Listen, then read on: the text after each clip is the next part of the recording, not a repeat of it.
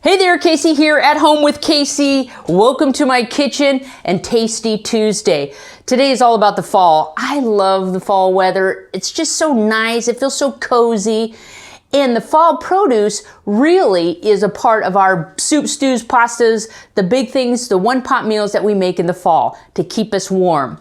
Today is all about the squash, butternut squash. Today I'm going to be making a roasted butternut squash soup, and I'm super stoked about it because, gosh darn it, it's delicious.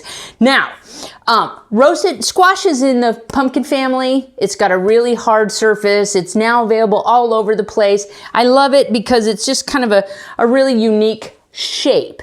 Now, when you're cutting and preparing your butternut squash to be roasted, you got to have a sharp knife. I tell you, this is a magical piece of your kitchen that is really an important part. Now, I cut off both ends of the butternut squash, and I just used my potato peeler to peel the skin off. After that, I went ahead and I cut it, and what you want to do when you're roasting vegetables of any type is really to get a uniform cut. So I made 1-inch cubes. Now, you don't want to go to the trouble to cut your squash. You can buy it already cubed in the store, but cutting is really kind of cool. Now, when you cut it open, it's going to have seeds just like a pumpkin, and it has the meat of a pumpkin too. So it's really kind of nice. It's really bright and vibrant, and it has a lot of great nutrients and a lot of vitamin A, vitamin C, antioxidants, and all that. It is in that superfood family. So I cut up my butternut squash, and I had a sweet potato in the refrigerator, so I kind of added that as well. Cut it up uniformly in squares. Now, I added that sweet potato to add another layer of profile, but they're very similar in taste once you roast it. And the reason I'm roasting this today, because I really love the flavor of roasted vegetables. It really kind of caramelizes the flavor and really brings out the natural sugars, and it really gives it a unique flavor. So once I cut up my squash and my sweet potato, I put it on a sheet pan, and I put it in a single layer. Now what you want to ideally do is single layer, a little bit of olive oil, salt and pepper, roasted in a 400-degree oven for it took about an hour, because quite frankly, the squash I used was a little bit bigger than this. So you want to kind of just use a fork, put a fork in it to let you know that it's done.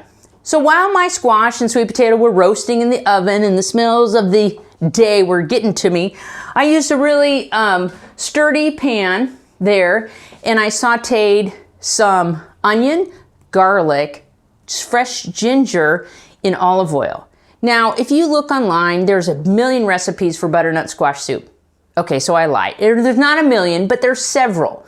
Now you can add celery, apples, carrots. I like to try to keep it simple because I really love that butternut squash flavor. However, I love those Thai flavors. So I added the ginger when I was sauteing those onions and that garlic, and it really is going to bring a really spectacular sort of punch to the soup. I also added a little bit of pepper flake because I like a little bit of heat on that. So once I sauteed and they were soft and translucent, I added some coconut milk to the mix and some vegetable broth. And that's going to give me the juice the broth for my soup. So I used my blender. Now I made pictures every step of the way. So I have a blender, and in the blender I put my roasted squash, and I put the liquid from my sauteed vegetables in there, and I blended it all up to make this really beautiful, thick, rich soup. Oh my gosh.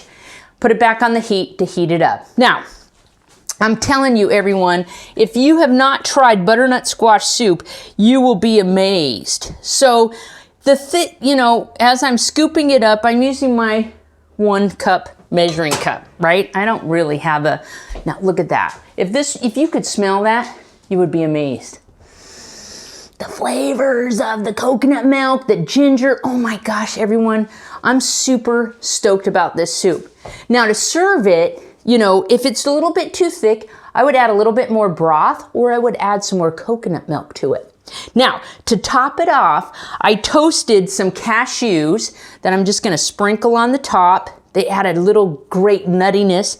And then I chiffonaded some sage Now, sage is that beautiful fall, herb. It's really soft. It feels like velvet. And you think about sage when you're cooking your turkey and your dressing and things like that for Thanksgiving. You guys, here it is, butternut squash soup. My twist on it with coconut milk and ginger. Let me know what you're cooking in your kitchen, what soup, stews, and pastas you're cooking this fall. I'm Casey, at home with Casey. Take care, stay well, and I'll look forward to seeing you next time for Tasty Tuesday.